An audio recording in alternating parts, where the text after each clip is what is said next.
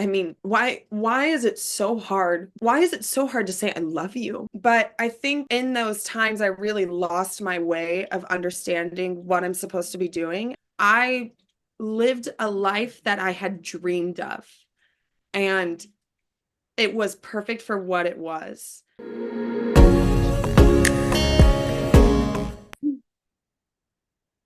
I am so grateful to have Katie Ward with me today. Katie is the best friend of one of my nieces, and I've had the privilege of having a few conversations with Katie that brought her wisdom to light and her incredible knowledge of working with kids into life. Katie, I'm so grateful you're here. Thank you for joining me. Yeah, thank you. I'm just as honored. Thank you. I know we've been attempting to get this podcast going for a while, and now it's happening. Katie, for people to know who you are and who they're listening to, would you tell us a little bit about who you are, your background as a kid? Where did you grow up? Just so that we get a sense of where your wisdom comes from. Yeah, I had a really interesting childhood. It was I am the middle child. I have an older sister and a younger brother, and we grew up in La Crescenta. Um, but our family, is a family of divorce, which is interesting in all aspects. It kind of shows you as a child that not everything is permanent. With moving around every single day, going to one parent's house or the other, you kind of learn how to be independent immediately, especially when your mom and dad work full time and you're raised by a babysitter. You definitely have to understand that family comes in all sorts of forms. Mm. Um, so, like I said, I was raised by a babysitter for genuinely since I was 2 months old to 7 or 8. I did preschool with her. She saw me take my first steps, speak my first words. She was my mom, while my actual mom was out there working so that we could survive. And then there was my dad who wanted nothing to do with us and abandoned us multiple times. Um, and that just like definitely made me, it made me have a perspective on this world that more often than not, I was going to be the target of something. Um, Immediately coming out the get-go, being left by a man definitely um, makes me have initial trust issues towards everything.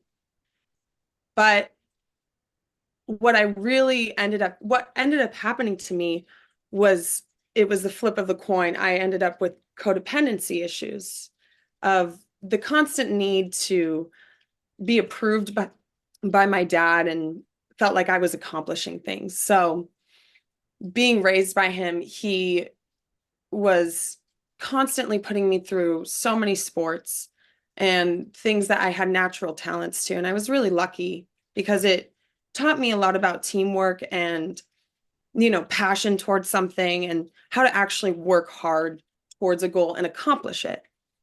But the never ending expectations and the consequences that came left and right from him destroyed my love for what sports was actually for. And that's for community and that's for raising children.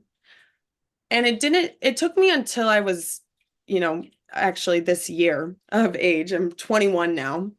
But it took me until the present to understand that he was trying to get me into the best things possible. And he was going in to, like, he was critiquing me and criticizing me throughout my sports and just how my childhood was like.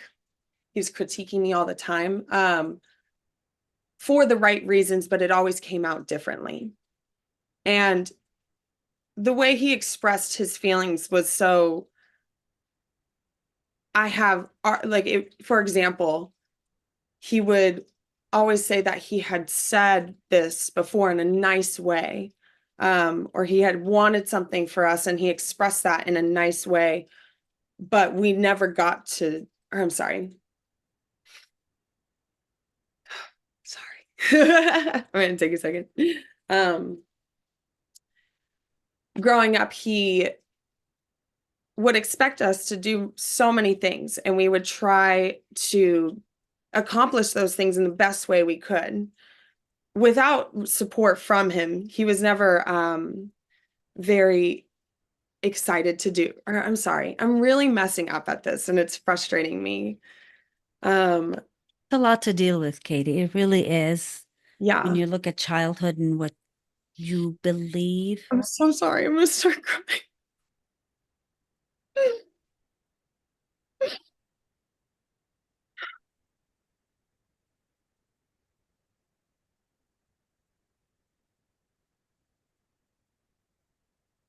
I'm so sorry.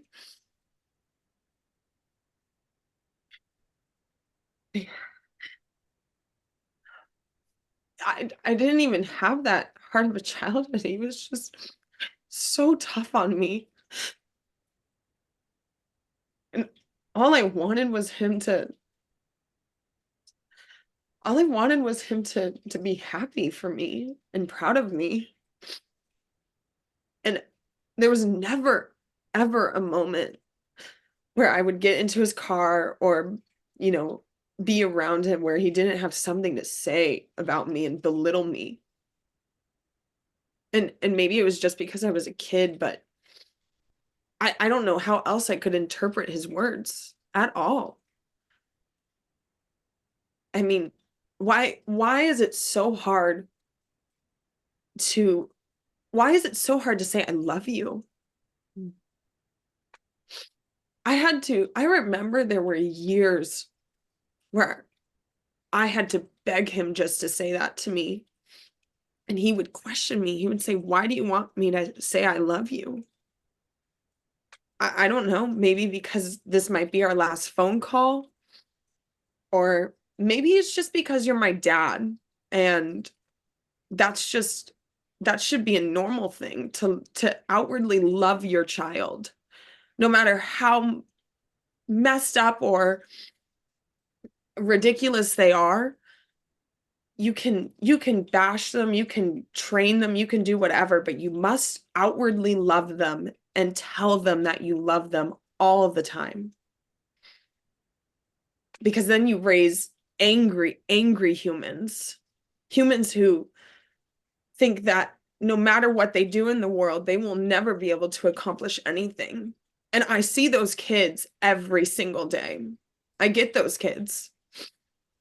I am that kid. And that's, I mean, I kind of hope you use this because that was the most natural I could be. But Honestly, Katie, thank you for being so authentic and for letting your genuine feelings come through and not attempting to hold back.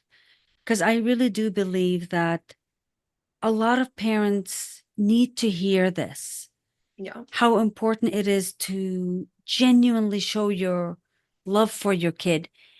And if you think you're showing it, but the kid isn't reacting the right way, maybe they're not receiving exactly what they need. And for yeah, that to become something that's really important. So you shared something very genuine. Thank you so much for being very raw about this. sorry. No, no sorries. I know. What Thank you is for understanding. what is your relationship like right now with your dad? Curiosity. It's it's weird. It's good, but not genuine. It's very neutral. He knows a very surface level version of myself. And it's funny, I always tell my friends when I'm with my dad, I have to be professional. Mm. My vocabulary increases and I hold myself in a different manner and I talk about very specific things with him because one, he doesn't care to remember the little things nor ask the little things. And two, if I did show him who I really was, I don't know if he would really like me because I think I'm everything he's so scared of. But I'm also proud of that. I'm proud that I've found my voice and I can be a strong version of myself around him. I guess it's not professional. I think it's the strongest version of myself because I don't let him affect me anymore. I've chosen to just let him be an acquaintance rather than my dad. And that's really hard, but at the same time, it's let me have a relationship with him in the biggest capacity it could be. And I do really love him. And I am so thankful for so much he's done. Because, like I said, like, as much as he hurt me, he opened the most important gates for me. He put me in paths that have supported me. And even when I've left them, they've welcomed me back with the biggest arms. And I've thankfully I have like had my head screwed on straight when that's happened and I've taken it seriously and it has led me to the best part of life. I have a purpose and that is to give back to the community that has given me my happiness and my little size like slice of heaven. Hmm. So it's interesting. It's it's funny. He's a boomer and I and I definitely noticed that I have some friends who also have parents who are boomers and it's a different type of parenting that comes from them. And especially my dad, he's a very traditional man and it just reminds me of like when my dad was a child, like in his time of life, though his parents, the dad specifically, was always shut off.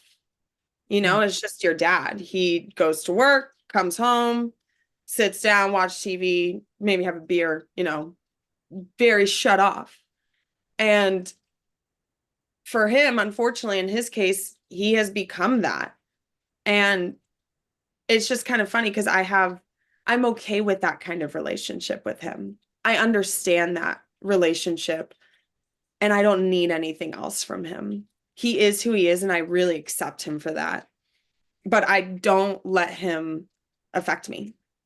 I've I realize that I have to parent myself for a lot of things, and that is perfectly okay. And he'll chime in when he wants to, and I can take it or leave it. So that's my relationship with my dad. It's What's your weird. relationship like with your mom? It is the most typical mother-daughter relationship you will ever see in your entire life. It's funny. She always says my older sister is her karma for her brother. So she has a younger brother, my Uncle Jack. They're only 16 months apart. And growing up, Jack was a very intense human. Um, he had extreme ADHD and just was off the walls. And she really struggled with like gaining attention from her mother because her mom or my grandmother was so attentive towards her uncle or my uncle, I apologize. Um and she always says that my older sister is her karma for my uncle because she is identical. It's like two peas in a pod. It's so funny. Um, and I am the exact replica of her. And my brother is the miracle that was sent, you know, her happiness, whatever. But it's interesting because I really as much as I don't like being exactly like her, I'm proud to be like her because she makes me want to scream most of the time, but I'm thankful that she challenges me the way she does. And I'm thankful I challenge her too, because if I'm like her, then I must be doing the same thing. And she's always been our safe place. I remember there was a time where so my mom and dad were really smart about living super close to each other.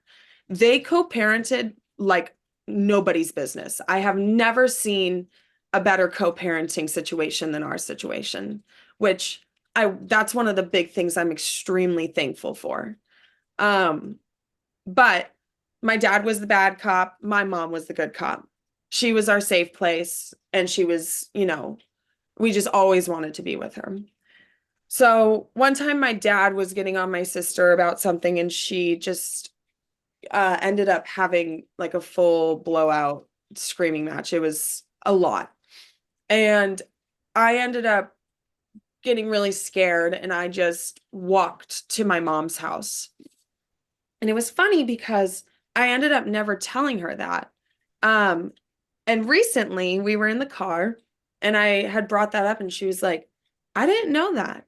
I was like, well, Mom, you have to understand that you were the most comforting thing for us. Like, you were our miracle.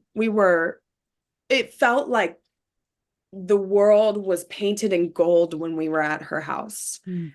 And the sunlight would fill the whole entire house with so much joy. And there was always like the best snacks and the best food. She worked really hard, and she always felt like she was never there enough for us, but her just being there was all I could ever ask for. And of course, throughout the years, like, I was the worst teenager ever. Dear God, I ran that woman for her money. And she will always say, she was like, Rachel was bad, but dear God, Katie, you were so bad. And I'm like, what can I say? I gotta do something crazy before I calm down and become a good human. Um, but and we've had our definite big issues between each other, but she has always been my rock and my best friend. And I tell her everything, and I'm eternally grateful for her. I mean, she has saved us more times than ever. So she's awesome. She's like the coolest woman I know. Katie, how did you learn to become so open and talk about the things that bother you or the things that have gone on? How did you become that? Especially when you share your dad is very closed in a sense and your mom is open and loving, but very busy. How did you become this? Yeah, great question. Um, okay. So this is where it all kind of started. I was 15, and I was dating this senior in high school. Um, and of course, being 15, you have a very innocent sense to yourself. And I was very innocent. I really wasn't exposed to much. So when I thought about going into this relationship, I was so certain that this was the love of my life, and I was going to marry him, the whole thing. And it's that young love kind of aspect. And of course, throughout that, it was a bad relationship, very toxic, and we ended up breaking up. Um, thank God. um, but with that, it really crushed me. It truly broke my heart. And I remember this very vividly. I was in my closet, and I was sitting on the ground sobbing as he was breaking up with me. And it just felt like the whole world was kind of collapsing on me. I had just left my dad's house. I had moved out of his house and I moved into this house or where I'm at or blah blah.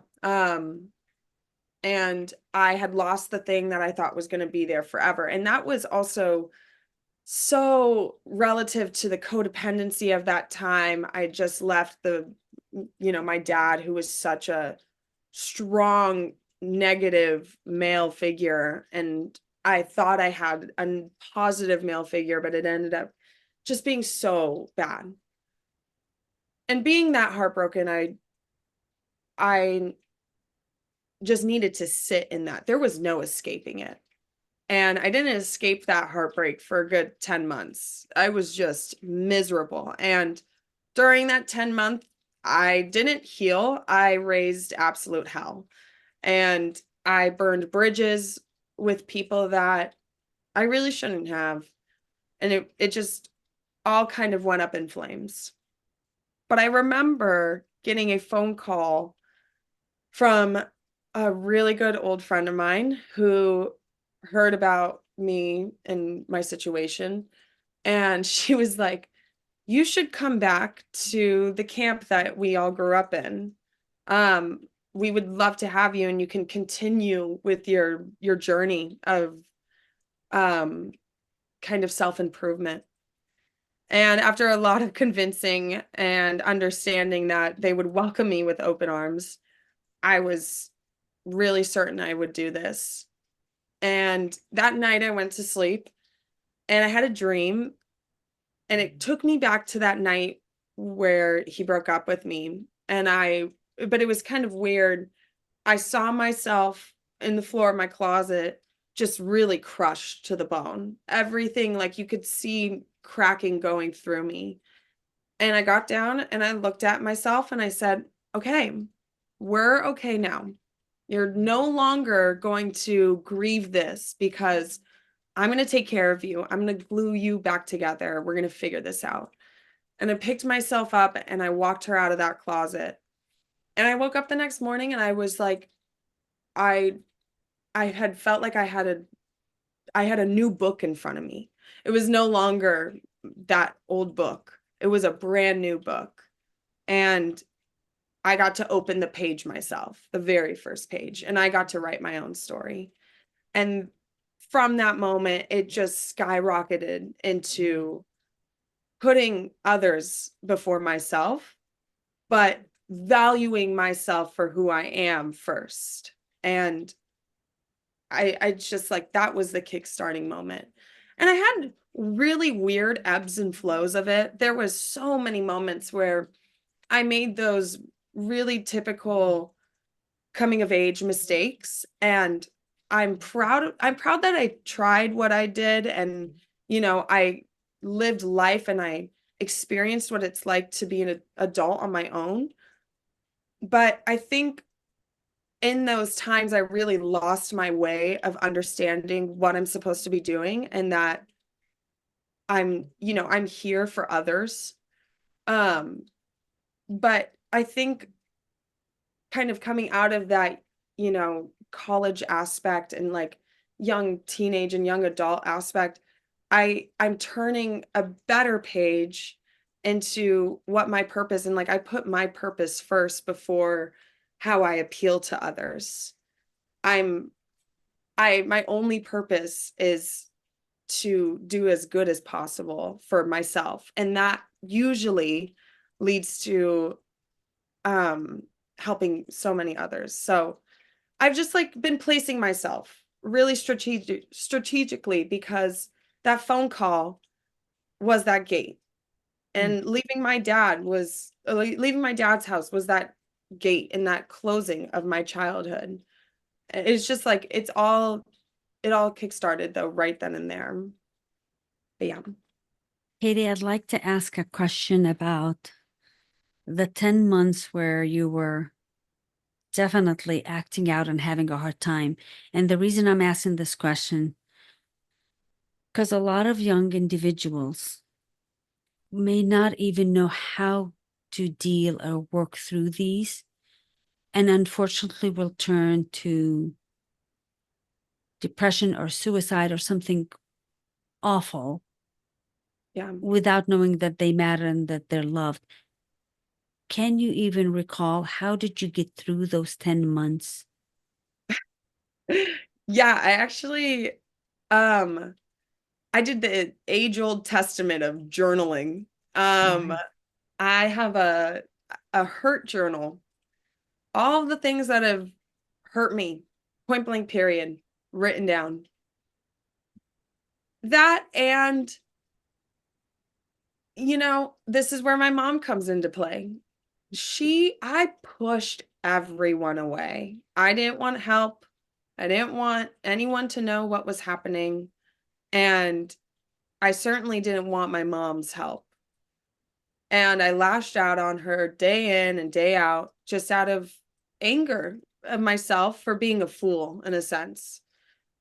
But she saw right through that. She didn't care. She was like, I got you.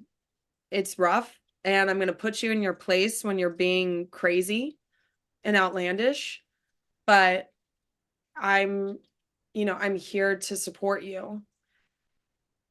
And I think also what I wish I had done, if I had gone back and I had the experience that I have now, I wish I could tell her, you really, really need to make sure you take the time to get to know yourself, because you let yourself get lost in all of that. And before rushing into something else, you need to think about who Katie Ward is.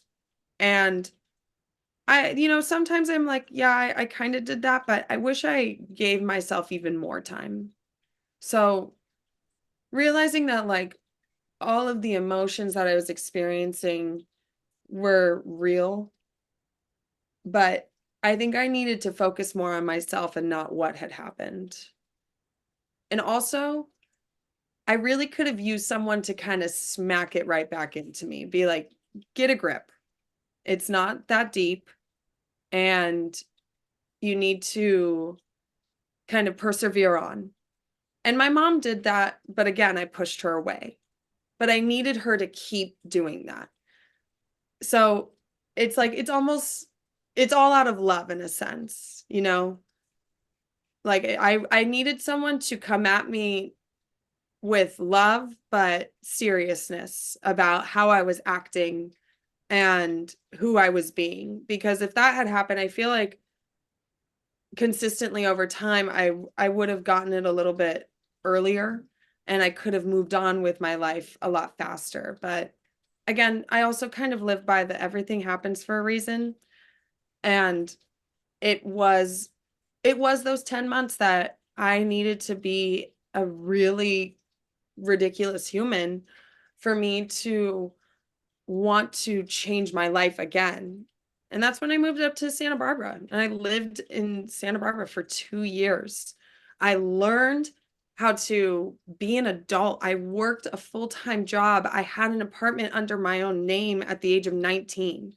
I decided to take on that challenge because I knew it was going to be bigger than me. And it ended up being bigger than me. I lived a life that I had dreamed of, and it was perfect for what it was. And then I had another beautiful opportunity to come home. And that's when I met your niece. Or like I really I didn't meet her, but I really got to connect with her on a deeper level. And it's like all those things proceeding from that 10 months of disgustingness have been really, really good. And I have had the best life lessons. And I honestly feel like, I don't know if you know the term canon event, but it's almost like what it means is that everyone in the world or kind of in your area goes through similar paths of life. So you know, you grow up and maybe all of you kind of watch the same shows, and then you see the same funny video, and then we all have a weird reference, or we all, you know, blah, blah, blah. It's just kind of a domino effect throughout the world. But I think one of the biggest canon events that we can all have is that moment of actualization where you realize that you have choice in this life, and you can choose how you take the days, or you can choose to take the days like you're blessed to be in the present, or you can choose to live the days like you've missed the past. And I've decided with that, I'm going to choose the days that I get to be in the present. And it's been nice that like all of these things have led up to me being this really self-aware human. And I'm okay that I went through something that so many others have probably gone through. And I'm glad that it was hard for me, because it taught me to be a really thankful person. And I'm thankful that I have the life that I have, because there are so many others who don't have that whatsoever. Like, I love to remind myself that, you know, I get to wake up in a bed that's my own. I have more than one pair of shoes. I have a car that I can drive. I'm talking to you on a computer. That, like, gratitude is so, so important. And I've definitely learned that after that 10 months when I was 16 years old. It's wonderful to hear your perspective of looking back and the things that you've picked up because of that journey of yours. And what intrigues me is the wisdom that you have of working and talking with the younger generation, because you actually work a lot with the younger kids. Yeah, yeah. What have you learned from that that has even opened up your eyes even wider? Because I've had the privilege of eavesdropping on your conversations with my niece, and I go, wow, if people could hear them, they would be so intrigued to understand what the younger generation knows and understands the impact of what you guys are capable of.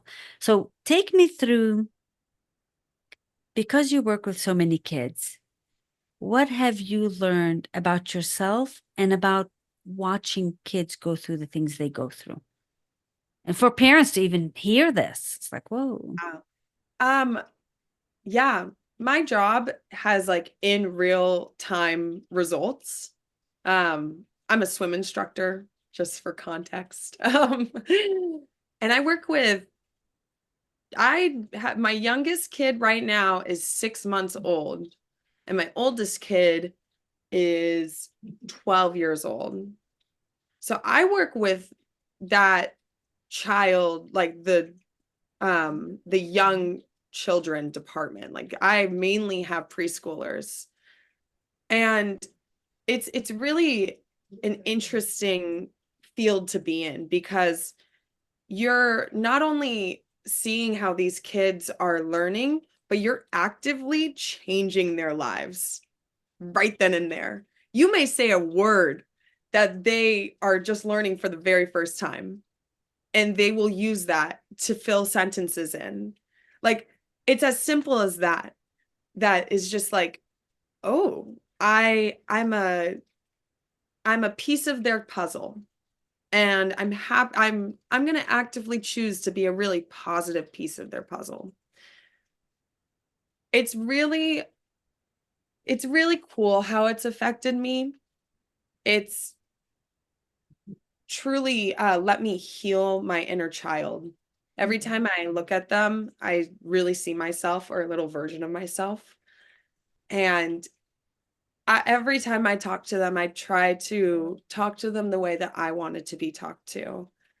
And that's usually with a lot of gentleness. But I do have that adult perspective too of, okay, I am either like when I'm at camp, I'm their caretaker. I am mom, dad, and therapist. Like I am everything for these children for a week straight. And that's a really big role to play. So that also means you have to be bad cop a little bit. And when I say that, a lot of people are like, are you yelling at my child? Absolutely not. Never. I would never raise my voice at a child because I have had adults raise their voice at me. But there is a way you can communicate to children in a tone and in a matter that will show them that you're being serious, but and like that they need to take what you're saying to heart and actually do what you're saying. But you must piggyback it with a lot of kindness. So, for example, like I've had when kids don't follow the pool rules, we have to show them the consequence. So I tell them, little Jimmy, if you get out of the or if you go off the sitting step one more time, I have to ask you to sit out of the pool. And then they do that. And I look at Jimmy and I say, Jimmy, did you not remember what I just said? And he usually says no. I go, that's okay, Jimmy, but the consequence is you having to take a sit, like a time out of the pool. And then I usually have to like put them out of the pool. And we take a moment. It's a good timeout. We don't have to yell. We don't have to do any craziness. And then when I kind of circle back to him, I ask him, are you ready to come join us back in the pool? And, he says yes. And I said, so can we just quickly go over the pool rule really quickly? And he's like, yeah, we must stay seated on the sitting step. And I'm like, thank you so much, Jimmy. That really makes my life so much easier because I'm just here to make sure you're safe.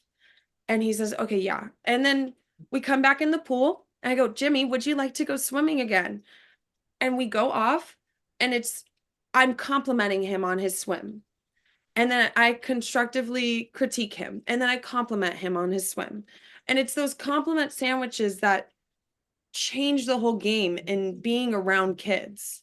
It's they they may not remember the critique, but you coming back and saying you're still doing a good job is really important because it's going to make them want to be around you. It's going to make that relationship you have with them stronger. A real big part of child development is making sure the child has a trusting bond with you, making sure that they know that you really care about them in whatever capacity they can. So, like with young babies, they need physical touch. They need to know that they're safe in your arms. And that's like when I'm teaching parent child, that is really important factor. Like when we're laying on our backs, they need to know that your arm is like their own personal backboard. And that's that physical touch. That's not even words, that they understand that they're safe. And that transfers into understanding who is here to teach you and how you are around a teacher. And knowing that first and foremost, we're here for your health and safety. Second, we're here to help you have the best time of your life, learn something brand new, experience new things, talk to new people. It's that domino effect. And yeah, that's really how it's changed me, is like a greater understanding of how children work and how they really, really respond to positive reinforcement with a boundary type setting. So rather than telling them what to do, it's setting that boundary for either you or for the child. And when you look at it like that, it actually gives it so much more room for you to be kinder. It's like you have to almost talk to them like you're an employee. Weirdly enough, when you talk to your fellow coworker, you're not going to come at them with anger. You're going to ask them how they are or ask what happened before you accuse anything. It's that gentleness. That's what I've learned from being around kids, is that it is so much better to treat them like humans and see that they're here for the very first time. They're learning this for the very first time. We have a lot more experience on them. So let's give them the room and the patience and the understanding that they're going to make some mistakes, but that doesn't mean we just let them slide. We have to correct and then compliment. And yeah. Katie, you have learned so much with what you're working with and being around these young humans. What would you love to say to the parents? Because I know you're working on your own project coming up, but if I put you in front of parents, young parents, what would you like to say to them? You know, I think I have to initially say that I will never know exactly what is happening in a child's home. I cannot assume that any parent is good or bad. It's it's a matter of self-reflection. If you are a parent, there are certain expectations that you should generally know.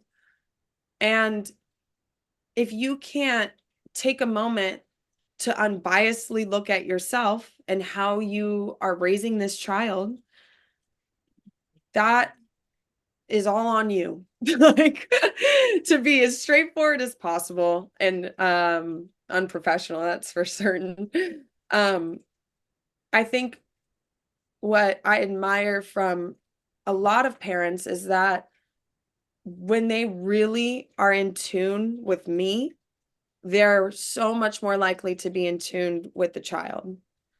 It's a triangle: parent at the top, teacher, and then child.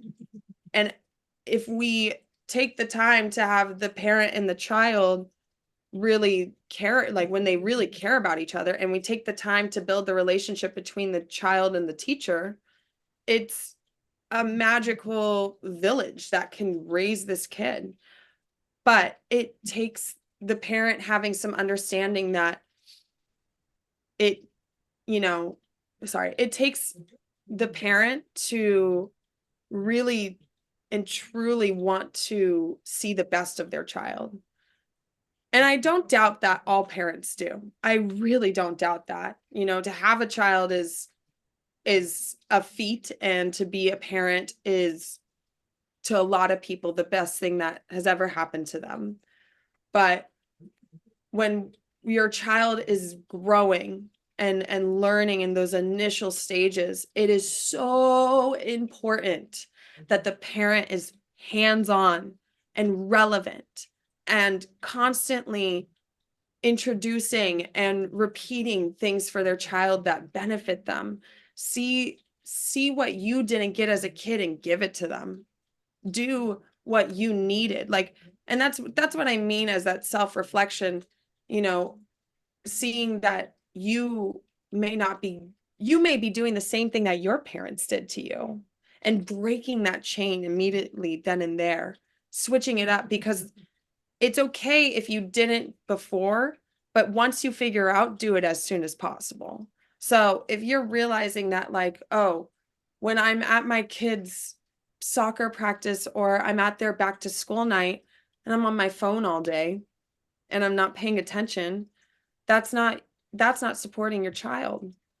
When but when I am at back to school night and I'm talking to the parents and I'm setting up play dates and I'm talking to the teacher and I'm reading through their school courses and I'm becoming a working part of their lives, that's where unintentionally the kid is going to be supported, like, so much more. And also just like involve your family. I come from a family that didn't like their, extended families. I don't know my aunts and uncles at all on both sides. I never met my grandparents from my father. I barely know my grandmother on my mom's side. Involve those families, break those chains that you have closed up with your families, and let us get to know them. Rely on them, because it's worth it. They will, if they're your true family, then they will support you. And that, I know that's so situational, but it also is like like even your chosen family. What was nice is that my mom had been so close with so many of her high school friends that they ended up becoming like our aunts and uncles. And growing up, that also was a part of that beautiful joy that was always in our house, was that there was family. There were people that really loved us. And same with like my stepmom. My dad, or my stepmom, thankfully brought us from such a young age into her family. So I did get that aspect of family, of having the two grandparents and then all the aunts and uncles.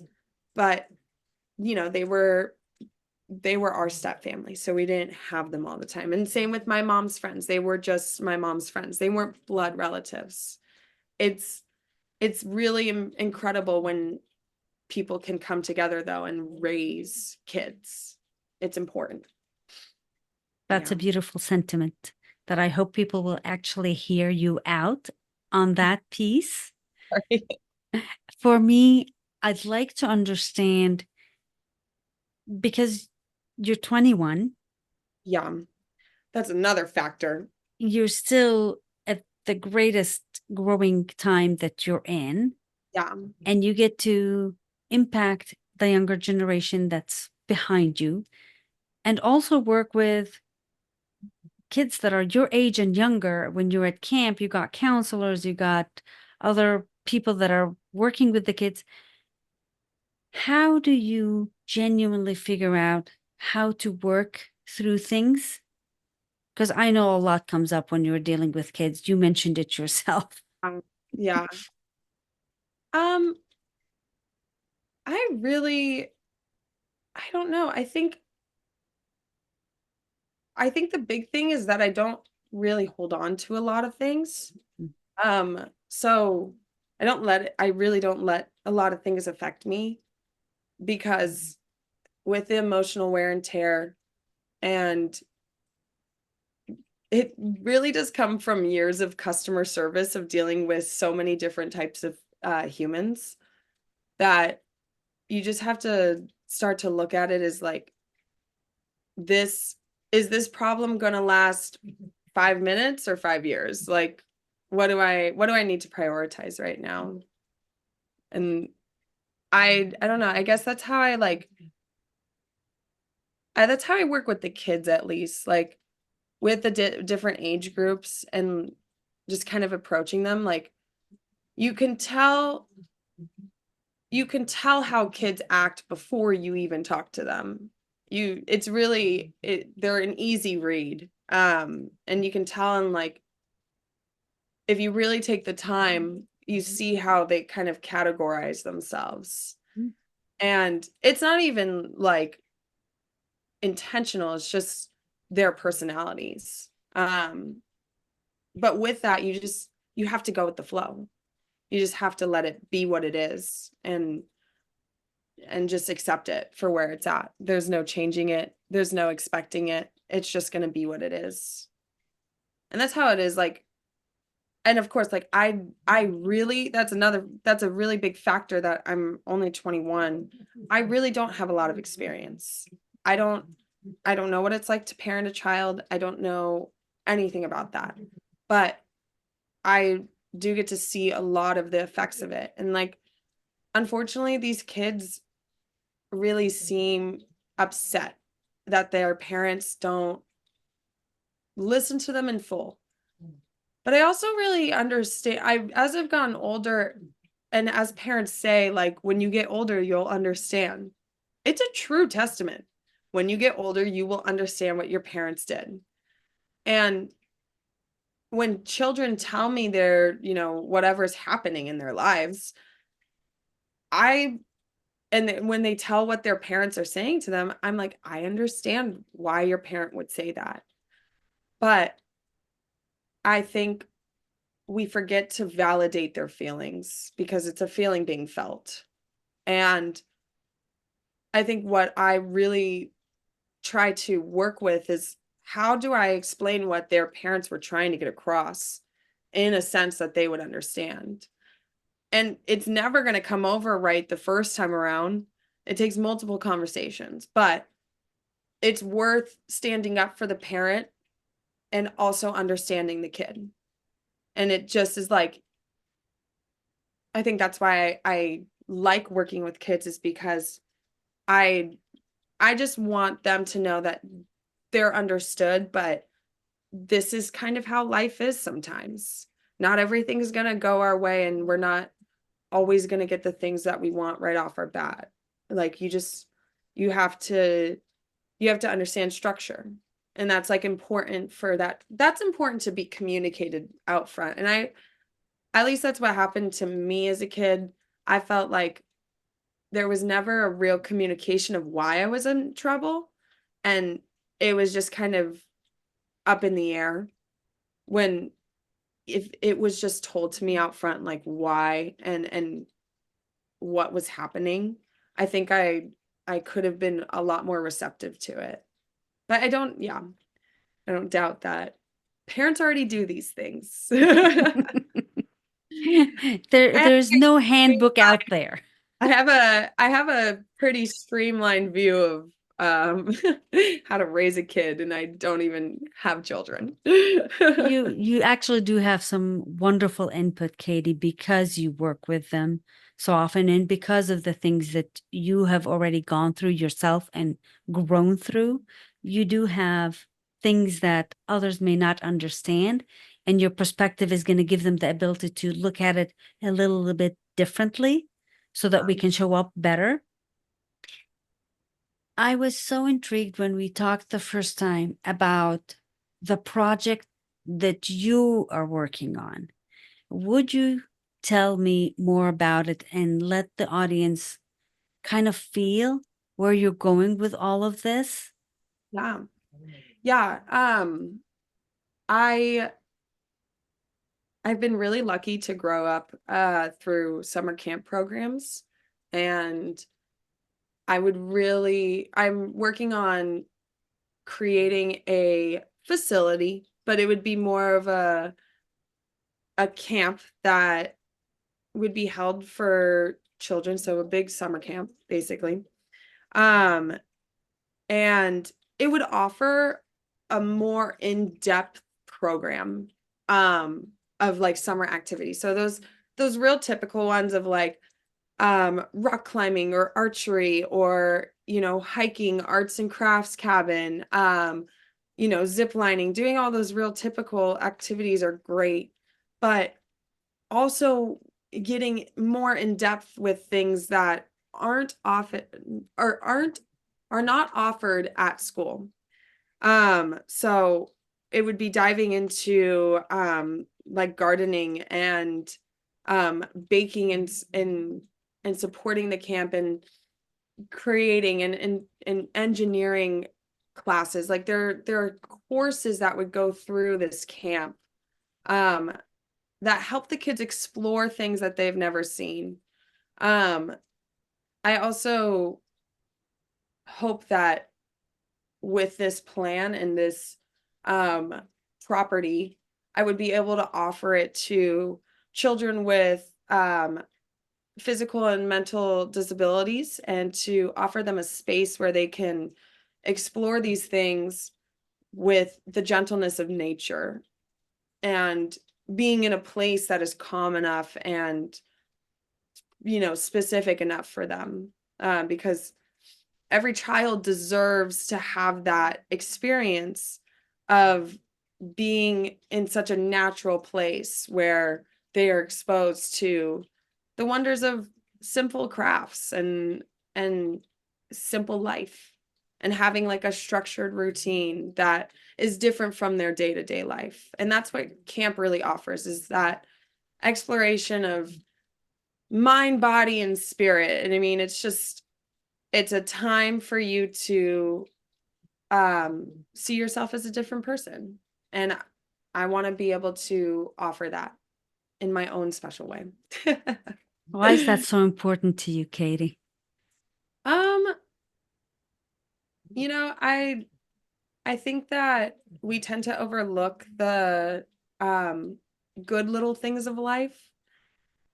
Like, I really love that my generation has started to become adults, because one thing about one thing about Generation Z is we've certainly seen some interesting aspects of the world. And especially with coming out of COVID in our young adulthood, it has let us see that not everything is permanent, and it was not easy going through being locked in at such a pivotal part of our teenage years. And but the cool result of it is that we have started to romanticize the human life and just experiencing things. And and it's we call it hope core. So it's like it's just all the good things that humans do, even when the world is filled with so much bad, and it truly is. It's nice to really take a moment and smell the flowers, smell the roses. And I think that's why this is so important to me, is because I feel like the generations to come are going to be really, really interesting. And I worry that they will result too much to their technology, because it is such a growing part of our world right now, and it's really taking over in my eyes. And I hope to offer a place where kids can be kids, because that's what camp was for me. It was not only like a place for me to escape my world, but it was a place for me to be really happy and just be a kid. And that is truly the whole goal, is to create an environment where kids can go back to being kids, and not having to be someone that they aren't. And that's why I really like it too, is because when you take the technology away, when you take the like constant noise of the regular world away, these kids revert into the coolest little beings I've ever seen. They're so unique and they're so smart. It's really scary how smart they are, and really creative at the same time. And it's exciting to see who they will be. And like, I like predicting their little futures. I'm like, oh, they're gonna do that, and they're gonna be awesome. And I can see that happening for this one. If we had a magic wand right now and someone who's listening could offer you support and input to complete this camp, Mm. what would you like to see? What is it that you need the most right now for this to happen? Um, Definitely investors, people to back me up in my passion. Because I I am the person who will never give up. I'm not a quitter, and I will put my 110% effort into this. I will get this done. I will be doing this. There's no doubt. I just need someone who sees what I see, um, and believe, because that's what I do every day. I believe in these kids, and I want to live a life that gives back to them, because they are going to be carrying us on. they're, of course, our next generation. They're going to be here longer than us. So let's make sure that they're set up and ready to be the best people that they can possibly be. And that's what I'm here to offer, is that change, that Hey, moment for the shine. I know that there's someone out there listening that can see your vision and what you've already crafted and is going to fully come on board to help you implement it and move it forward. What I'd love to know from you is, how do you stay grounded? How do you find your own joy? Gosh, I think, yeah, I think I find a lot of my joy in the people that I've surrounded myself.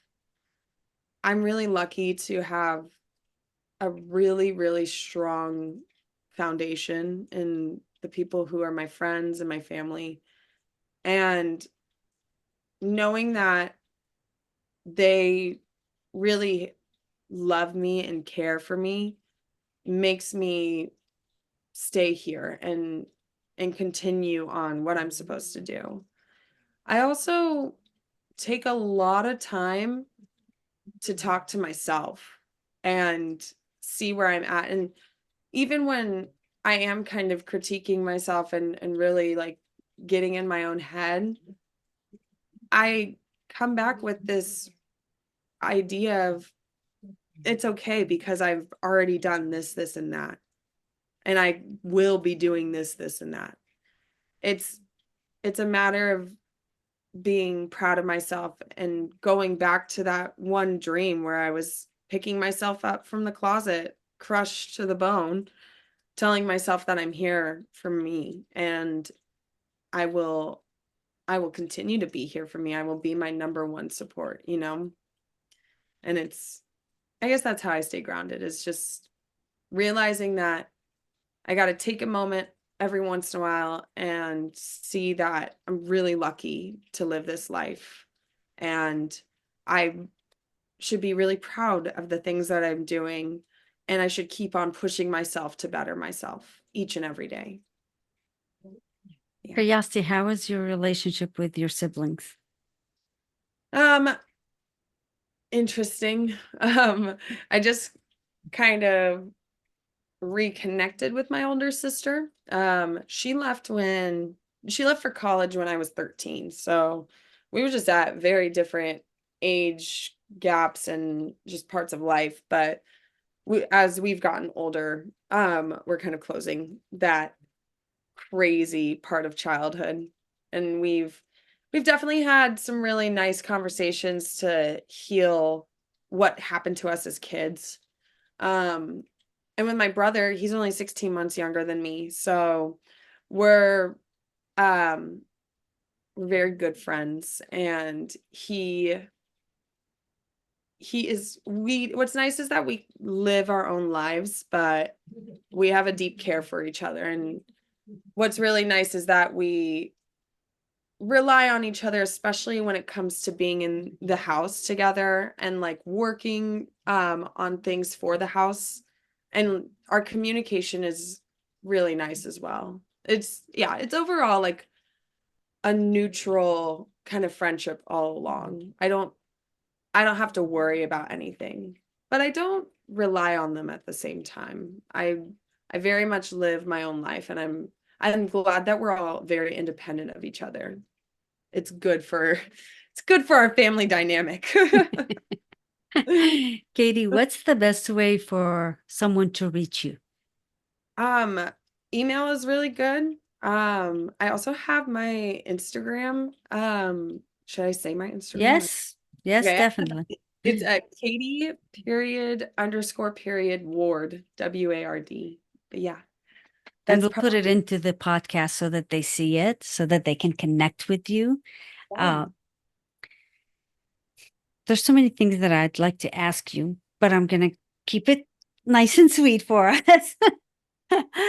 Katie, what is something that, if I put you on a platform that you're speaking to a whole bunch of the younger generation, not just in the States, but throughout the world?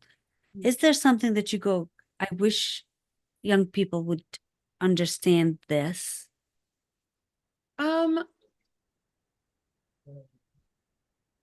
I wish they would understand that there's no rush to do everything all at once. And that if they can do anything, just enjoy what you have right now. Um, it's not that it's bad or good, it's just what it is.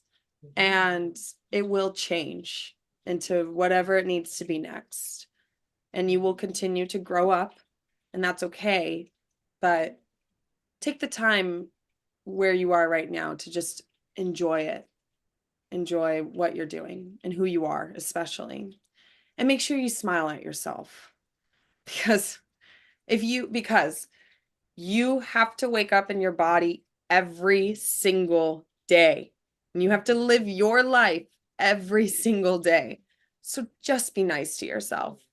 Don't put so much pressure on yourself. It does get a lot easier.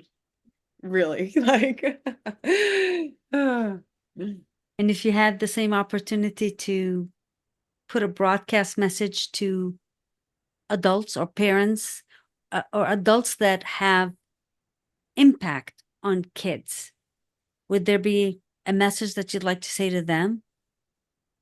I think it would just be try your best. That's all we can ever ask for. Just do the best you possibly can, because we'll try to do our best too.